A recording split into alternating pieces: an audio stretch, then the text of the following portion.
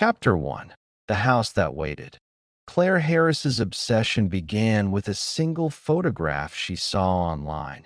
A black and white shot of an abandoned hospital hallway, walls streaked with water damage, windows shattered like broken teeth. Something about it had transfixed her. The silence captured in the frame, the beauty in decay. From that day forward, she sought out places where life had once thrived but no longer dared to remain. Factories, churches, schools where chalkboards still bore ghostly scribbles of lessons from decades ago. But it wasn't just about art for Claire anymore.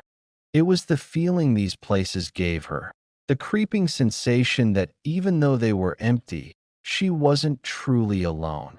She chased that sensation like a drug. Hollow Creek wasn't on most maps anymore.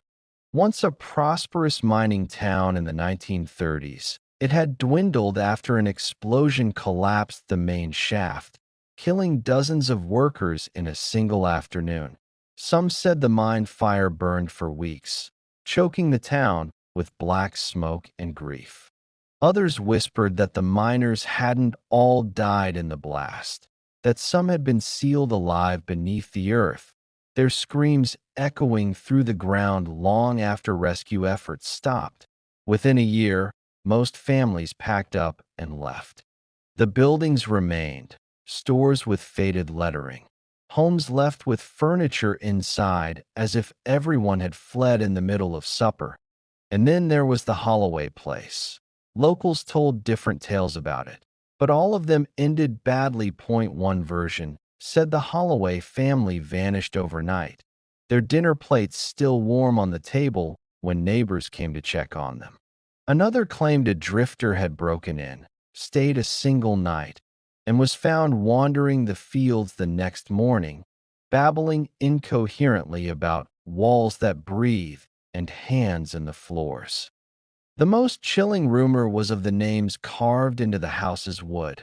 Names that weren't there when anyone entered, but were always there when they left. It was late October when Claire drove the long, winding road to Hollow Creek, her SUV loaded with camera equipment and supplies. The air smelled of pine and rain as she passed rusting signs that pointed toward a place time had forgotten. By mid-afternoon, she reached the outskirts of town. Her GPS cut out half a mile back, and now there was nothing but cracked asphalt, overgrown weeds, and the creak of rusted swings in an abandoned playground she passed on the way in. The town itself was silent. Not the peaceful kind of silence. This was the heavy, oppressive kind that felt intentional, as though the town was holding its breath, waiting for her to leave. But Claire wasn't leaving. When she finally saw the Holloway place, she stopped her car in the middle of the road and just stared. It was larger than she expected, a three-story house with a wraparound porch and gables that clawed at the darkening sky. The windows were black, empty sockets that seemed to watch her approach. The yard was a tangle of weeds and brittle trees. She noticed, strangely, that there were no birds in the branches. She lifted her camera and snapped the first photo. Click. The sound felt louder than it should have been. The porch steps groaned under her weight, dust rising with every movement. Claire reached the door and pushed. It stuck at first, swollen with years of moisture, but then gave way with a sound that echoed through the house like a sigh. Inside, the air was thick, humid, heavy, and stale. The smell was a mix of mildew, wet wood, and something faintly metallic. She swept her flashlight across the entryway, revealing peeling wallpaper, overturned furniture, and a staircase that seemed to lean toward her as if eager to greet a visitor. Claire felt it immediately, that strange electricity in the air, that sense that the house had been waiting all this time for someone to step inside again. Her camera flashed across the walls, documenting every inch. She was about to move deeper when she noticed the scratches near the doorframe. Names, dozens of them. Hundreds, maybe. All carved into the wood, some deep and jagged, others barely visible. She leaned in close to one, tracing it with her gloved finger. Emily. The wood was darker here, as though stained. Another name below it, Jacob, crossed out with such force that the grooves were deep enough to splinter the surface.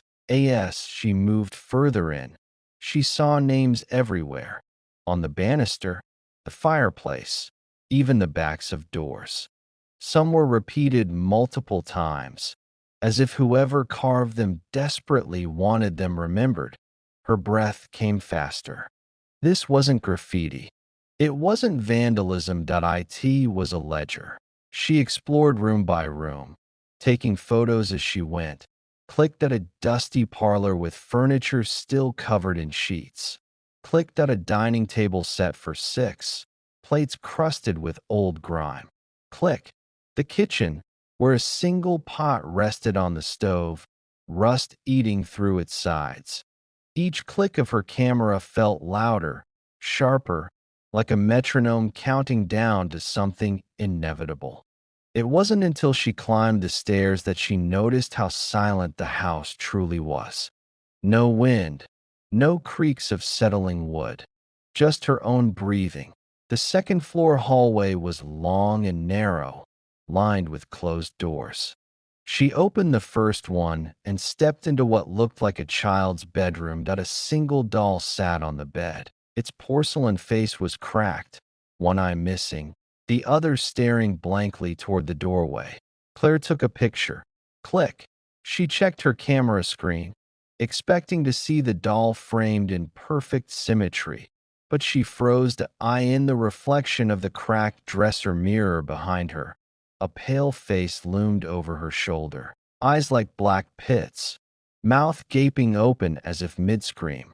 She spun around so fast her camera strap smacked against her side. The room was empty. Her pulse thundered in her ears. She tried to laugh it off, convincing herself it was a trick of light, but her hands trembled as she lowered the camera. She could feel it now, eyes on her. The sensation was so strong she reached behind her to touch her own shoulder, half expecting to find someone's hand there. Nothing, she muttered. Okay, just finish and get out.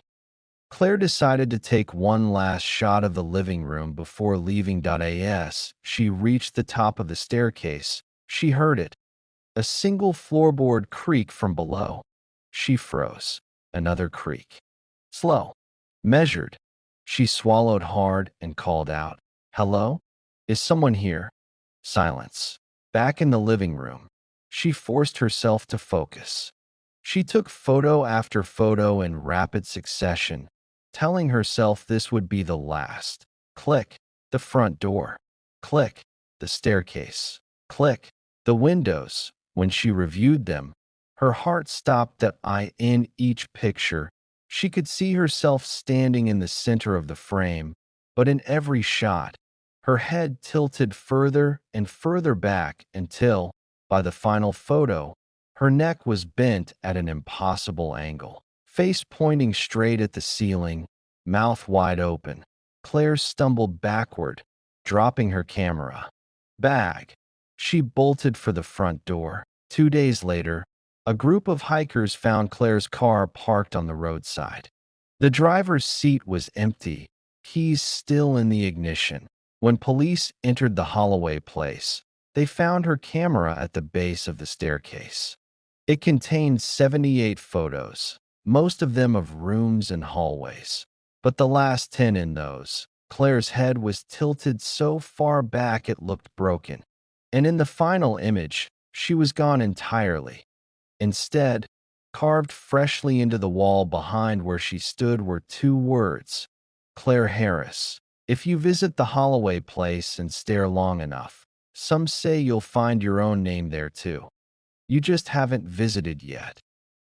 The station no one noticed, WZHP, wasn't much of a station by modern standards. Its building was barely bigger than a gas station, a squat rectangle of weathered cinder block surrounded by cracked asphalt and a few struggling weeds. The sign above the door, a neon display meant to read 99.1 WZHP, your voice of the night, hadn't worked right in years. The P flickered in and out, leaving it to stammer like a dying heartbeat. 99.1 WZH. WZH. WZH. Most locals didn't even realize the station was still running. Its audience, small as it was, came mostly from late-night drivers and insomniacs looking for anything to fill the silence between their thoughts. And Daniel Rourke preferred it that way. Daniel Rourke. A voice in the dark. Daniel wasn't supposed to end up behind a microphone that he'd started as a sound technician in Chicago, working for a major FM station that boasted state-of-the-art studios and top 40 hits. For a while, it had felt like the dream job. Big city, big opportunities, big money. But radio was a fickle industry. When budgets tightened, Daniel was among the first let go. And with no savings and nowhere else to go, he packed up and returned to his hometown. The kind of place where everyone knew your name, but wished they didn't. At WZHP was the only station hiring. And the only slot available was midnight to 6 a.m. Daniel took it without hesitation. Years later, he'd grown to like the solitude. The world felt different at night. Slower, stranger, quieter.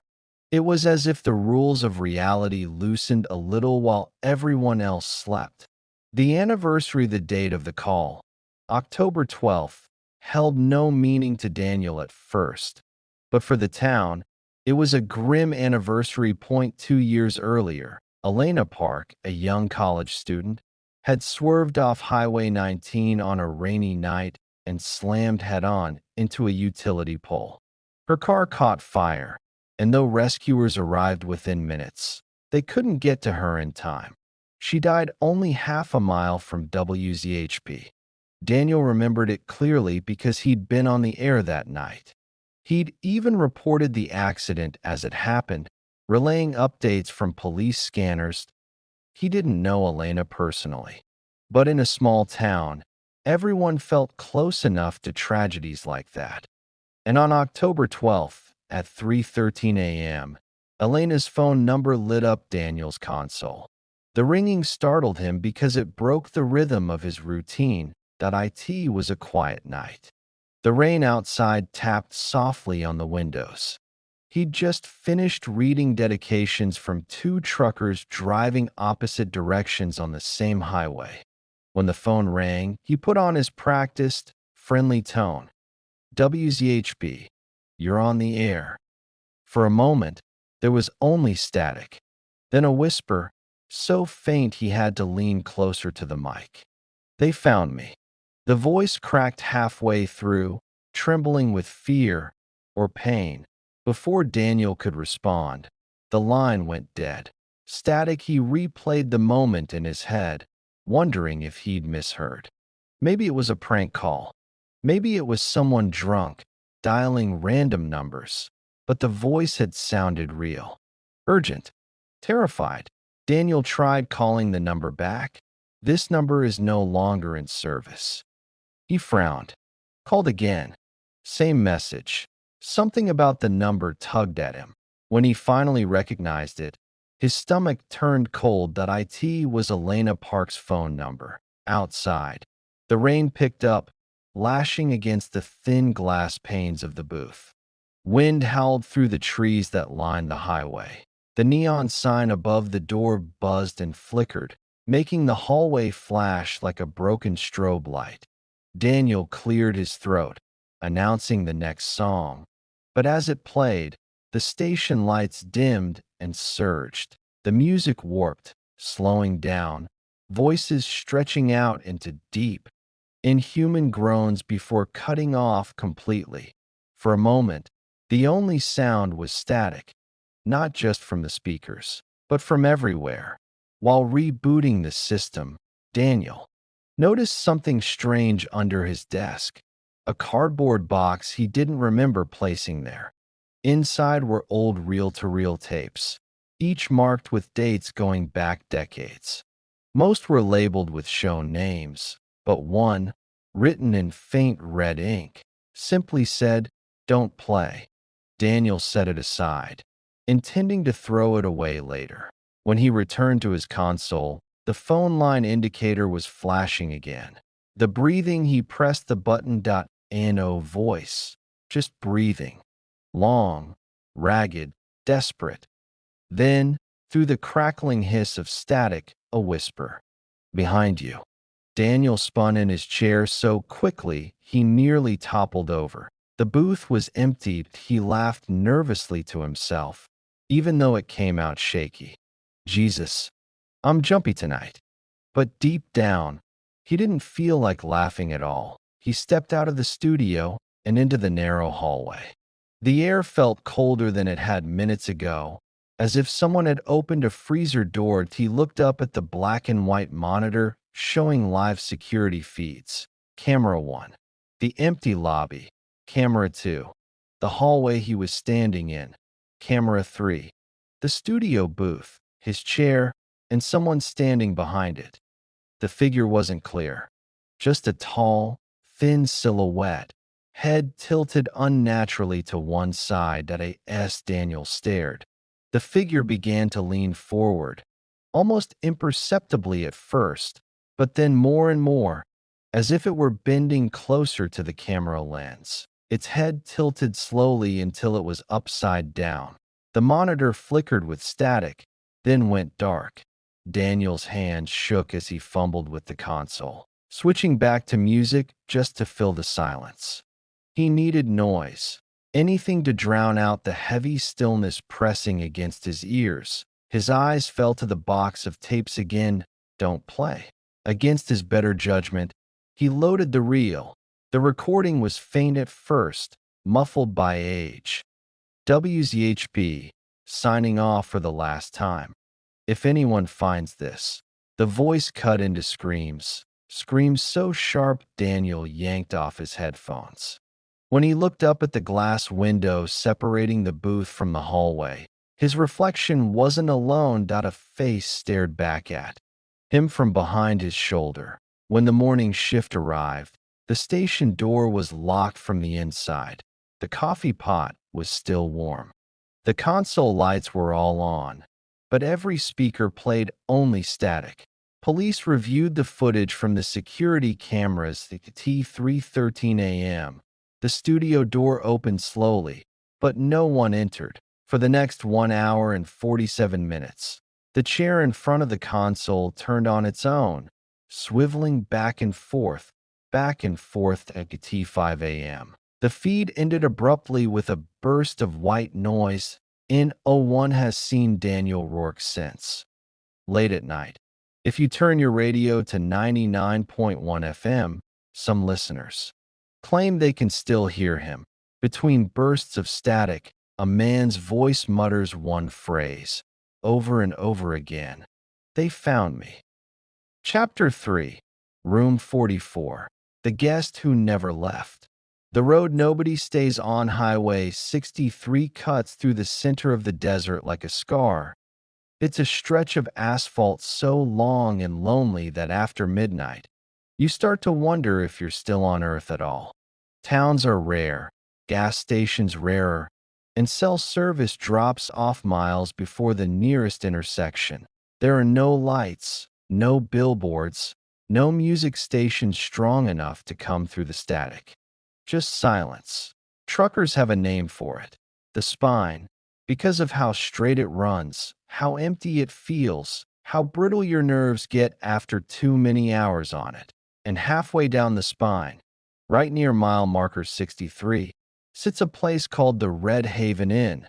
From a distance, it looks like every other roadside motel. 2 floors of narrow balconies, faded paint, vending machines that sometimes work, and a parking lot big enough for 3 semis if they're careful. But if you ask around, you'll hear a warning. Stay anywhere you like. Just don't stay in room 44. The motel's story, the Red Haven Inn, had been there since the 1960s, built when highways were booming and families drove station wagons cross-country for summer vacations. Back then, it was popular, a clean, cheap place with a pool and a diner attached. But as the years went on and newer interstates rerouted traffic, the Red Haven Inn saw fewer visitors. The paint peeled, the neon signs started buzzing, and the diner shut down after a kitchen fire left scorch marks still visible on the walls.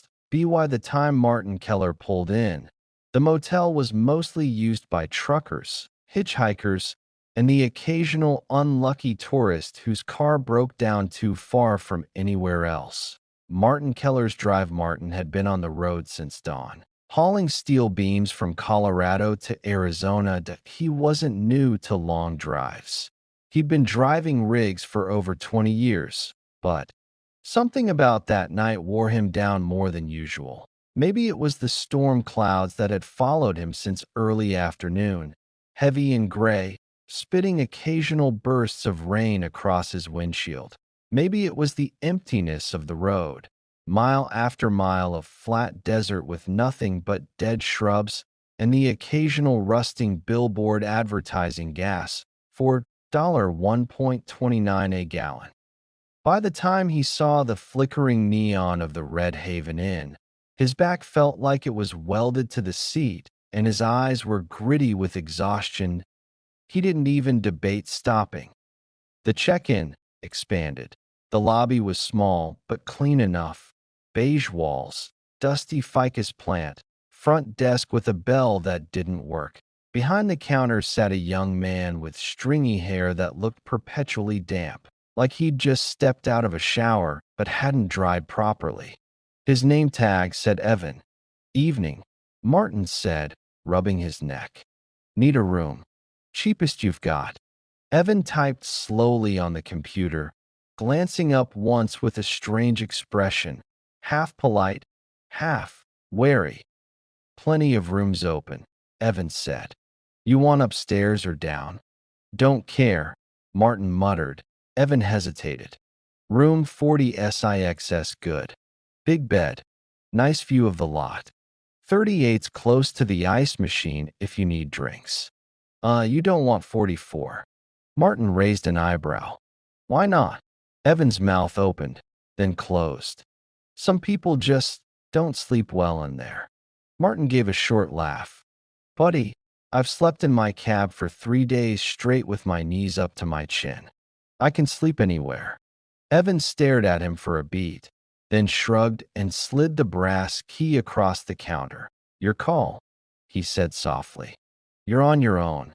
The room, slower build. Room 44 was at the far end of the upper floor, right next to the stairwell. The hallway light above it flickered, buzzing like a wasp trapped in a jar. Martin unlocked the door and stepped inside, dragging his duffel bag behind him. First impression? Normal. Bed, nightstand, small dresser with a TV that probably got 4 channels, bathroom door half open. But the air was damp. Not humid exactly, but thick, as if it had been sealed in for too long. And there was a smell, not bad, not rot, not mildew. Something sweet, like flowers left to decay in stagnant water. Settling in, Martin tossed his duffel on the bed and collapsed beside it. His plan was simple: shower, maybe catch 20 minutes of TV, and sleep for a solid 8 hours before heading out again. The shower ran lukewarm. The TV flickered between static and old game shows, and the mattress was firm but tolerable. Everything was fine. Except, Martin noticed something about the clock on the nightstand. It was digital, red numbers glowing faintly in the dark. But every few minutes, the time flickered, not like a normal clock glitch, but as though the numbers scrambled and reformed too fast to read. He chalked it up to bad wiring and rolled over. The first warning, more detail. At 2:07 a.m., Martin woke abruptly. Not because of a nightmare. He wasn't even sure what had woken him. The room was silent, except for the soft hum of the air conditioner that he lay still, staring at the faint glow of the clock. That's when he heard it. Knock. Soft. Deliberate. 3 times. Martin sat up. Yeah. No, answered. He got up, shuffled to the door, and opened it. The hallway was empty. No footsteps retreating. No sound at all. That he closed the door, frowning. The second morning, an hour later, Martin woke again. Another knock. 3 times. But this time, it wasn't coming from outside the door. It was coming from inside the bathroom. Martin's chest tightened. He grabbed the handle and swung the door open. The bathroom was empty, but the mirror was fogged, as though someone had just stepped out of a hot shower. Martin leaned in closer, heart thudding. 2 words were written in the condensation, long streaks trailing like dripping fingers. Get out. The corridor that wasn't there. Martin didn't need another warning. He grabbed his duffel bag, slung it over his shoulder, and yanked the door open to leave. But instead of the familiar motel hallway, there was a long, narrow tunnel stretching into blackness. The walls glistened as though wet. Water dripped somewhere far away, echoing in the dark. Martin stumbled back, slamming the door shut. His breath came hard and fast now. The water, that's when he felt it. Cold water creeping over his boots. He looked down and saw it seeping from beneath the bathroom door. But it rose quickly. Too quickly, pooling around his ankles, then his knees, then his waist in seconds. Martin dropped his bag and lunged for the door. It wouldn't open. He twisted and yanked the handle until his palm burned, but it didn't move an inch. The water was at his chest now, then his neck. The mirror. As he struggled, Martin looked toward the bathroom. The door was open now, though he hadn't touched it. The mirror above the sink reflected him, thrashing, choking, mouth open in a scream that made no sound. But behind him in the reflection, someone else stood in the rising water. A man, gaunt and pale, with hollow eyes and a smile stretched too wide. The silence. When the clerk came to check room 44 the next morning, the bed was neatly made. The bathroom floor are wide, no sign of water damage. No duffel bag. Martin Keller was gone. His truck was found 3 days later in a lake 10 miles away. Locals swore they'd driven past that lake for years and had never seen a truck there before. The windows were rolled up, the cab was dry, and on the inside of the windshield, in a smear of condensation, someone had written 2 words, "Get out." Room 44 is still available. If you stop at the Red Haven Inn, you can ask for it by name. But if the clerk hesitates, listen, because some rooms don't open to hallways. Some doors only open one way. Chapter 4. The House with No Corners. Have you ever been inside a house that felt wrong? Not haunted exactly. Not possessed or cursed in the way movies make it seem. Just wrong. Like the rules of geometry didn't apply, like the air forgot how to circulate, like time ticked slower in some rooms and faster in others. That's how the house on Bellevue Road felt. To everyone who stepped foot inside it, they called it the House with No Corners. It wasn't always like that. Once upon a time, it had been a normal home, a tidy 2-story house tucked into a quiet cul-de-sac just beyond the tree line. It had windows, a roof, a yard. But sometime in the late 1980s, after a mysterious renovation that no one recalled witnessing, it changed. And from that day forward, nobody could remember it ever having corners. Not in the walls, not in the ceilings, not even in the drawers. The walls curved, ever so slightly, subtly enough that your mind tried to rationalize it, tried to believe it was just an old house settling. But the longer you stayed, the more it pressed in on you. And those who stayed too long never quite came back the same. I was hired to photograph the property in October of last year. A real estate firm wanted high-resolution interior shots for archival purposes. It wasn't for sale, just documentation. That's what they called it. I didn't ask too many questions. They were paying double my rate, no negotiations, and told me to take all the time I needed. Just leave the keys in the mailbox when I was done. It was raining that day. Not a heavy downpour, just one of those cold, gray, eternal drizzles that made everything smell like old stones and metal that I pulled into the driveway around 9:17 a.m.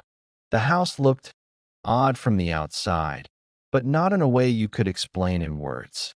The windows were clean but didn't reflect the sky.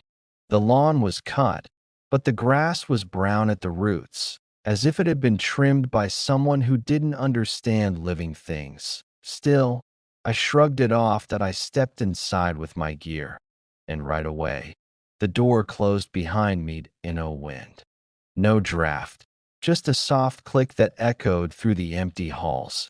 The interior smelled like plaster and silence.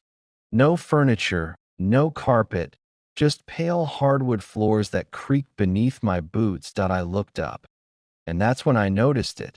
There were no corners, not a single one. The walls, instead of meeting at a 90-degree angle, curved into each other, smoothly, seamlessly, like the inside of a seashell or the belly of some sleeping beast.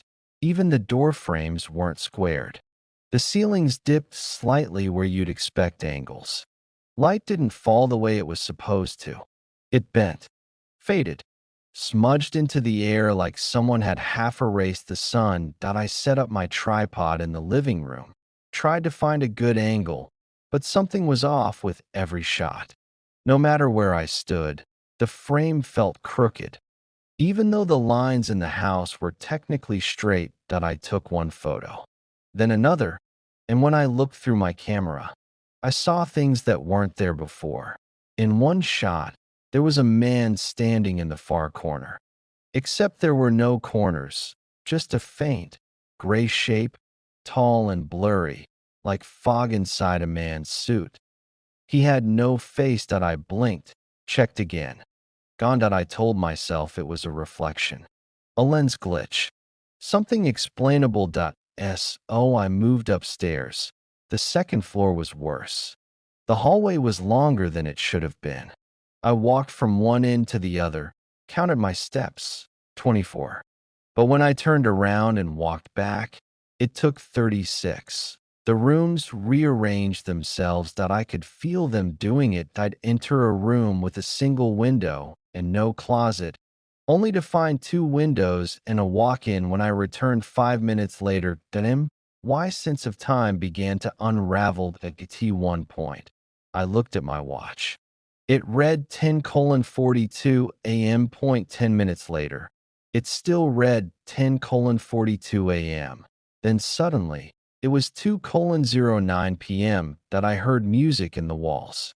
Not singing, not melodies, just a string being slowly, painfully pulled. A violin bow over rusted wire. Then came the whispering, not loud, not malicious, just a murmur in the architecture. Words like, "Don't step into the curve. Eyes follow the bends. He's walking between the walls." I dropped my camera. It shattered. Just fell apart like it had given up. I should have left right then. But curiosity, or something darker, pulled me deeper. In the master bedroom. There was a mirror mounted directly into the wall. Seamless, no frame.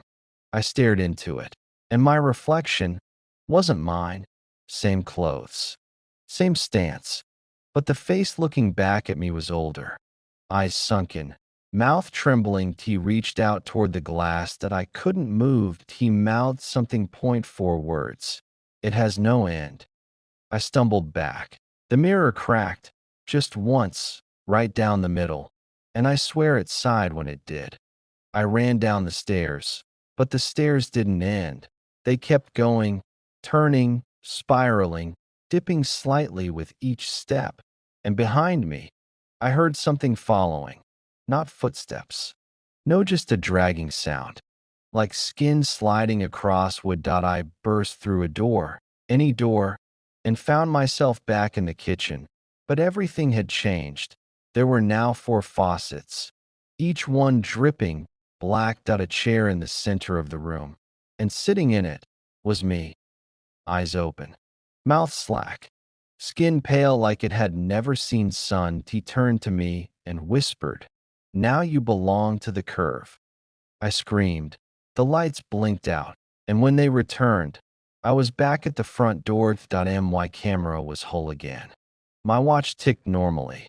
Outside, it was still raining. I left. I didn't lock the door. I didn't look back. But even now, days, weeks, months later, I can still feel the curve. I in dreams. I in reflections. I in rooms that seem just a little too round. I don't take photos anymore. Because sometimes the house still shows up in them. And each time it does, it has fewer and fewer corners. Until eventually, there'll be none left. Not even for me to hide in. Chapter 5: The Mirror in the Attic. It began with the whisper of dust, years of it disturbed by the soft tread of Thomas Blythe's boots on the floorboards of the Wexley estate. The wind rustled through the broken windows, rattling the loose panes like bones in a crypt. The estate had sat untouched for over a century, its grandeur eaten by time, ivy, and silence. Thomas wasn't here to claim it. He was no relative to the family who once lived in this decaying mansion, nor was he a thrill-seeker chasing urban legends. He was a scholar, a man of history, trained to uncover truths buried under rot and superstition. But even scholars dream at night. And Thomas's dreams had taken a turn ever since he first saw the photograph, a faded black and white image, tucked into a forgotten archive in the city records office, labeled simply Wexley Attic. It was a picture of an attic room untouched by time, lit by a single shaft of light, and at its center stood a towering mirror, ornate, baroque, unsettling. Thomas had traced it to the Wexley estate, and something in his gut had turned cold. It wasn't just curiosity that had driven him here, but it was recognition. He had never been in the house. He'd never even heard of the Wexley family before that week. And yet, when he saw that mirror, he knew exactly what it would feel like to stand before it. And he knew, with a bone-deep certainty, that something was still watching from the other side. The ground floor had been unremarkable. Collapsing staircases, mildew-stained wallpaper, and furniture draped in yellowing sheets. But the map he carried, a handwritten sketch from a retired caretaker, spoke of a hidden staircase behind the east study. That's where he found the first strangeness. A bookshelf that groaned open on rusted hinges, revealing a stairwell choked in cobwebs. He climbed slowly, flashlight beam trembling along walls scrawled with markings. Not graffiti, not mold. Symbols, woven like vines. Symbols that hummed faintly in his head the longer he looked. The attic door was different from the rest of the house, newer somehow, and sealed tight with thick wooden planks. Someone had deliberately barred it from the outside. It took 20 minutes of prying and hammering, dust coating his tongue, until he could pull the boards free. The air that rushed out was dry, but not stale. It was cold, unnaturally cold, like the breath of a hidden cavern. He stepped inside. The attic was pristine, not clean, but untouched, as if no decay had ever dared climb this high. The floorboards didn't creak. The walls were lined with furniture under silk sheets, and the single tall window cast an ethereal light directly upon the mirror at the center of the room. That it was taller than any mirror he'd ever seen, nearly reaching the sloped ceiling. Its frame carved with twisting vines, figures, and letters in a language he didn't know. It exuded something old and hungry. Thomas approached it, heart quickening. He raised his camera, but every photo came out black. Not blurry, black, as if the mirror absorbed the light. He circled it slowly, running a finger along the carvings.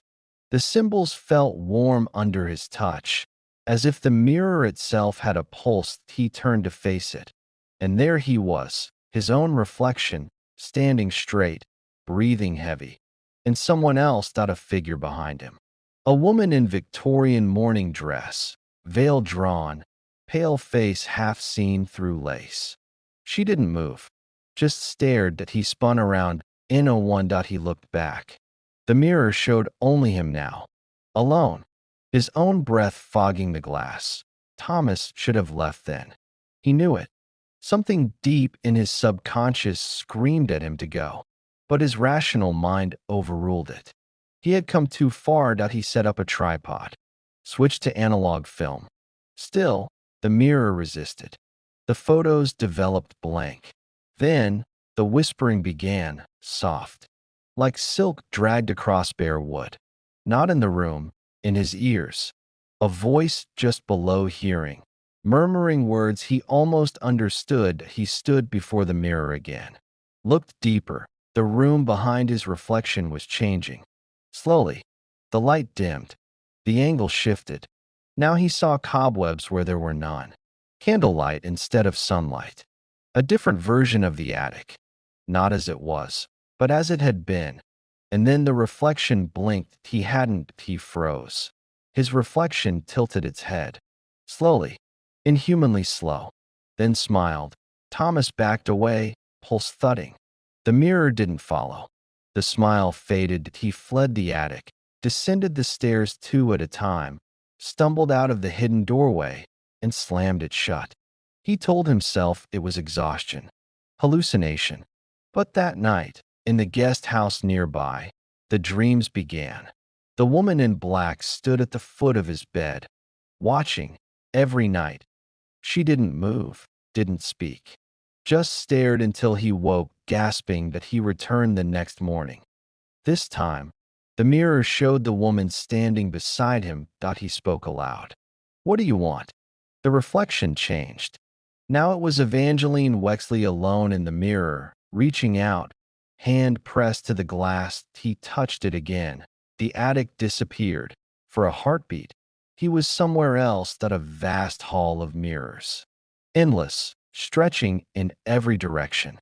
Each one reflecting a different reality. 1,000 versions of himself. Some broken, some twisted, some staring back with glowing eyes. He stumbled backward, heart pounding, and the attic returned. But now he could feel it. The mirror wasn't a window. It was a door, and it was opening. He researched her, Evangeline Wexley. Her journals were hidden in the estate's library, under loose floorboards. Pages filled with obsessions about reflection, immortality, and something she called the twin realm. She believed that every mirror was a gateway, and that on the other side lived the shadow self. The one that watches when we aren't looking. The one that mimics us not out of habit, but out of hunger. Her last entry. "I have found the incantation. Tonight I stepped through." There were drawings too. Symbols matching those carved into the mirror's frame. Thomas should have destroyed it. He tried. Hammer. Fire. Acid. Nothing touched it. Each time he tried, he lost time. An hour vanished. Then 2. Then a whole night. Gone in a blink. And each time he woke, he was closer to the attic point. One day, he woke inside it. He didn't remember walking there. The mirror welcomed him with its faint glow, and now, his reflection no longer mirrored him. It moved on its own. It smiled when he didn't, blinked when his eyes were wide open. And behind it, the woman stood closer, closer every day. He began to forget things. His name, the month, the direction of time. His journal entries became chaotic, scrawls instead of sentences. Sketches of the mirror surrounded by screaming faces. He wrote one word repeatedly. Switch. The idea grew in his mind that the mirror wanted to replace him, that it could, that it had done so before. He remembered the warning on the back of one of Evangeline's journal pages. Do not stare too long. Do not answer when it speaks. Do not let it see your fear. It feeds on doubt. Once you believe it's real, it is. But it was too late. The night it happened, Thomas stood before the mirror one last time. This time, the reflection stepped forward, out, and Thomas was pulled in. He screamed, but no sound escaped. The attic was now far away, distorted through a sheet of trembling glass. He pounded on the inside of the mirror, watched his body turn, walk away, descend the attic steps with a calm smile, and he remained inside, watching, waiting. Years passed. The estate was sealed again, forgotten, until another scholar came. She opened the attic, found the mirror, and saw herself blink when she hadn't. Chapter 6. The one who watched too long. Lydia Reese had always felt drawn to forgotten places. Her YouTube channel, Echoes of the Unseen, had taken her from decaying hospitals in Detroit to salt-bitten manors in Cornwall. Yet none of those haunted corridors, no matter how layered with legend or shadowed with grief, had left her quite as unsettled as the moment she stepped into Wexley Estate. The gate groaned when she pushed it open. Weeds, tall and dry like bones, clawed at her jeans as she walked up the path. The air felt still, too still, not heavy like a storm, but unnaturally quiet, as though the world around the estate had paused its breath. She turned to her camera, mounted on a stabilizer. Wexley Manor, she whispered, her voice softened not by nerves but reverence. Built in 1842, abandoned since 1969, rumored to be one of the most haunted places on the East Coast. And tonight, we find out why. The door creaked open with surprising ease, revealing a hall smothered in dust and silence. Paint peeled from the walls in wide flakes. Old portraits hung crooked, faces long faded, yet some eyes seemed still too vivid. The floor creaked with every step, and each room seemed to groan awake at her presence. Lydia wasn't new to this. She set up her static cameras, checked her thermal reader, and opened her journal to take notes on the atmosphere. But it wasn't until she reached the attic door that something shifted inside her. The attic had been nailed shut. Not just locked, nailed. Thick, rusted iron nails driven into the frame. Someone hadn't wanted it opened. And yet, Lydia pried at the wood with a crowbar, breathing hard. "You're going to want to see what's up here," she said, her voice barely steady as she filmed. The air grew cold. That IT took an hour. The last nail fell free with a groan, and the door shuddered open. The attic smelled like decay and forgotten stories. Slants of moonlight poured through the high-arched window, casting shadows that looked like fingers. In the center of the room stood an antique mirror, tall, cracked at the edge, rimmed in tarnished silver. But it was what stood in the mirror that stopped Lydia's breath. Her reflection wasn't moving. Her hands were at her sides. But in the mirror, they were raised. Her face was smiling, but her own lips were still. She stepped back. The reflection didn't. She ran. She didn't leave the house. Not yet. That she'd reviewed the footage. In it, the mirror looked normal. Just dust, moonlight, and her own pale reflection staring nervously into the glass, except in a single frame. At the exact moment she turned to leave, the reflection didn't. That it lingered, smiled, then turned and walked deeper into the frame. There was nothing behind it. Just attic wall. Still, it walked, and Lydia couldn't stop thinking about it. Night 2, she returned to the attic. A different camera angle. A full battery. Protective salt circles, iron nails in her coat. She stood before the mirror. "I know what I saw," she whispered. "If there's anyone here, If you're trapped in this mirror, show me. Nothing. But when she turned off the lights and looked again, there he was, a boy. 17 maybe. Face pale. Eyes dark. Standing just behind her in the reflection. She spun. Nothing. She turned back. He was still there. He mouthed something. Help me. Lydia became obsessed. She researched late into the night, digging through newspapers and death certificates. The name came up more than once. Thomas Wexley, heir to the estate. Vanished in 1969. Presumed runaway. Last seen by a housemaid who said he'd gone into the attic and never came back. That's when the nails had gone in. Evangeline Wexley, his sister, was institutionalized 2 months later. Her journal, found decades later in the asylum's archive, mentioned the mirror again and again. He's behind the glass now. He watches too long. The mirror chooses who stays and who fades. Lydia found the journal entry chilling, but she wasn't afraid. Not in the way she should have been. She was curious. What did Evangeline mean by chooses? And why did she write, "Don't speak to your reflection after the third night"? Night 3. Lydia stared into the mirror. Her reflection stared back. She blinked. It didn't.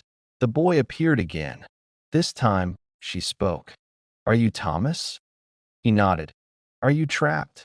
He nodded again. "How do I help you?" He looked down. His lips trembled.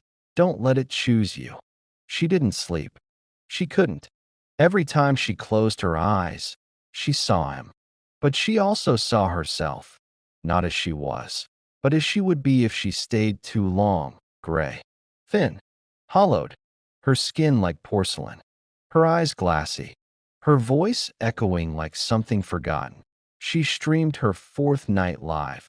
Her followers watched in silence as she lit candles around the mirror.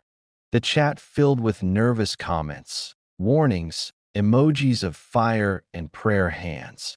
She stood before the mirror. "I'm not afraid of you." Her reflection smiled. Her real face did not. Then the reflection spoke.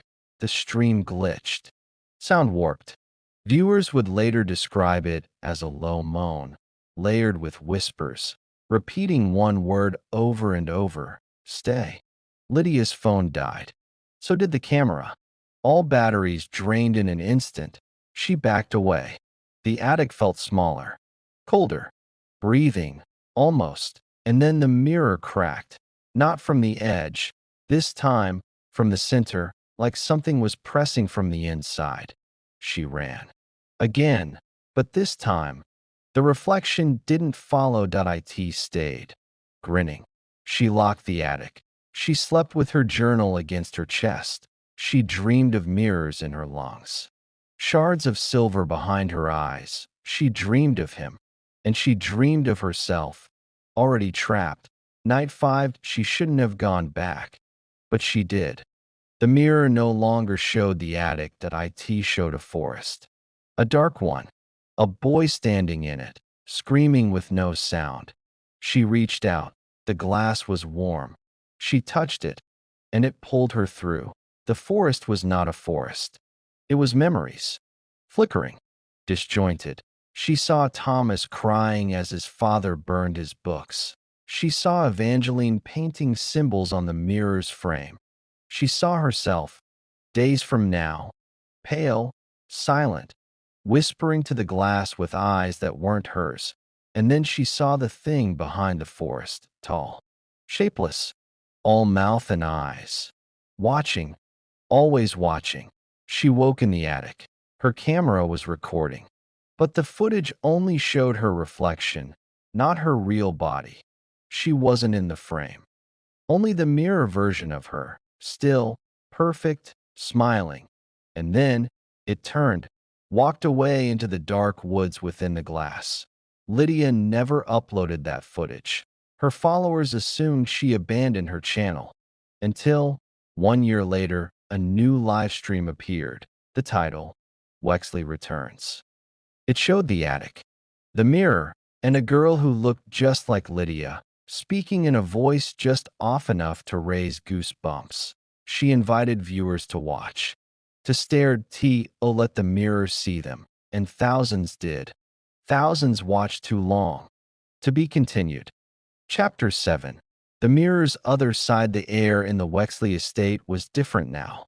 Lydia's disappearance had left a mark, an echo in the walls, a whisper in the floorboards. But no one knew. The world outside had already moved on.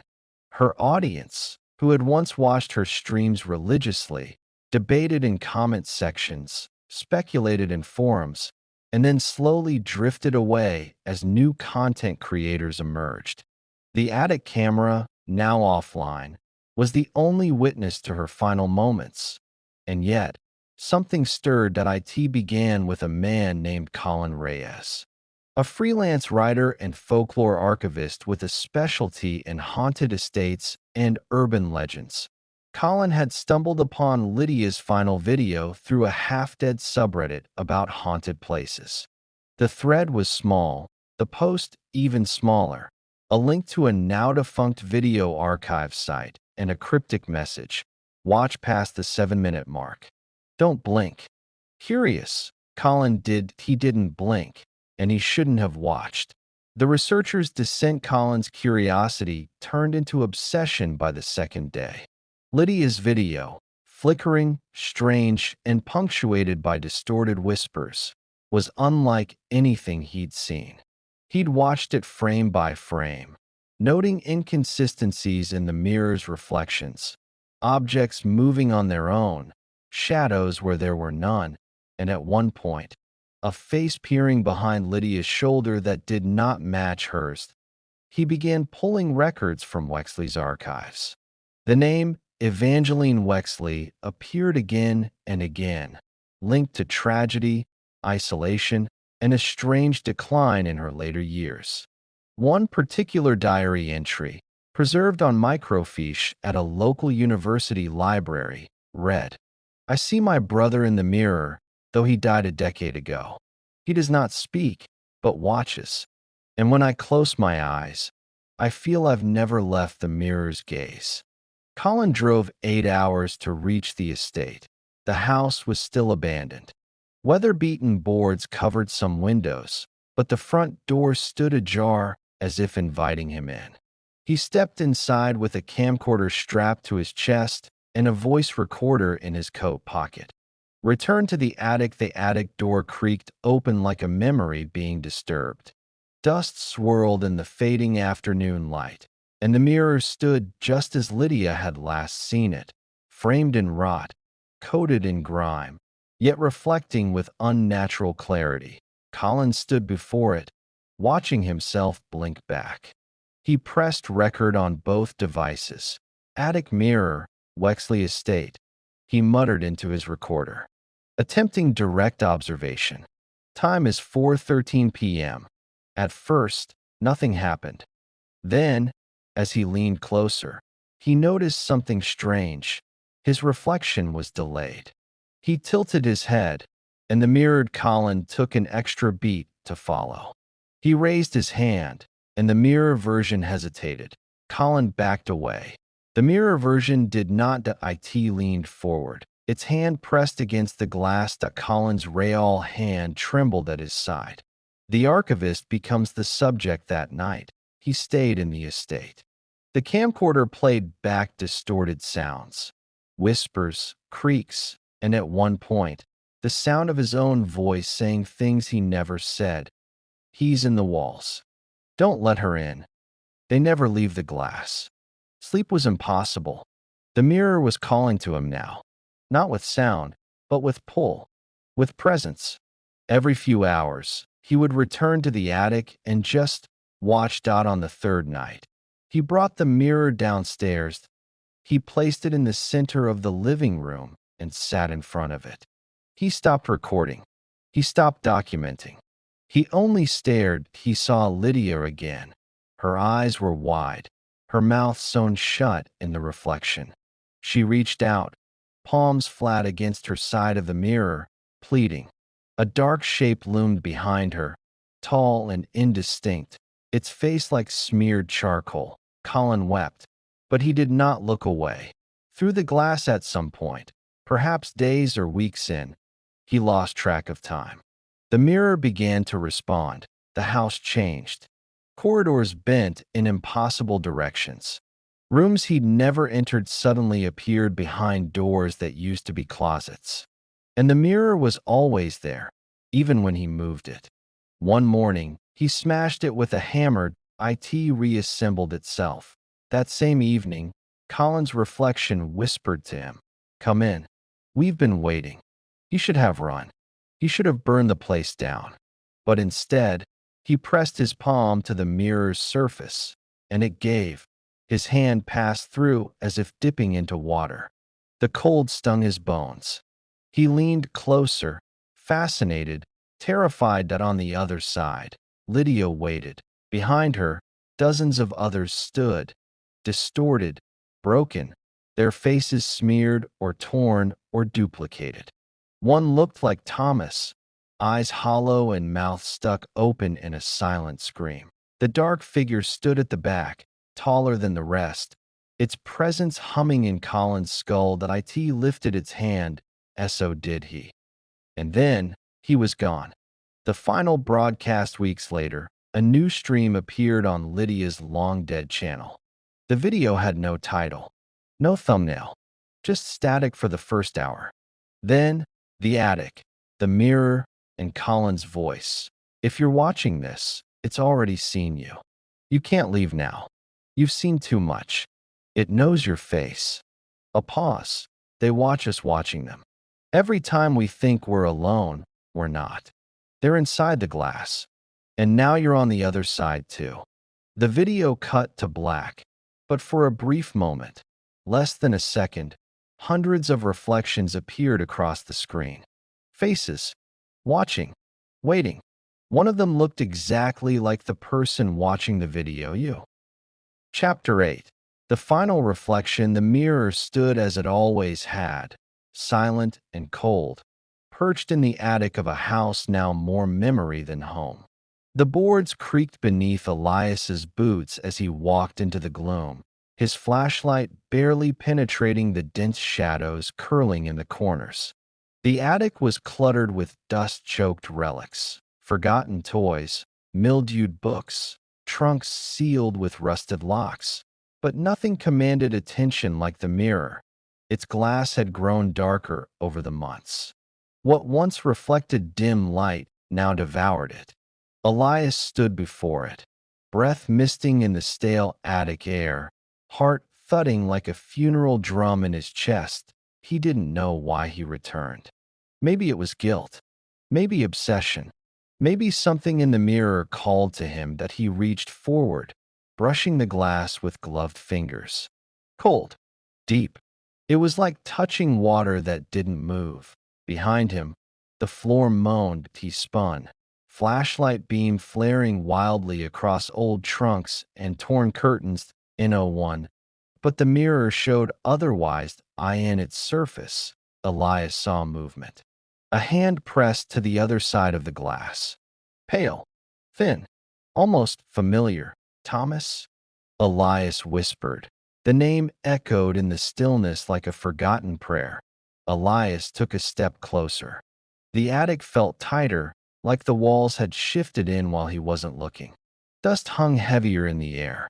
The mirror pulsed, faintly, like a heart. He leaned in, and it pulled him through. He awoke in darkness. Not the attic, not the house, not even a world he could name.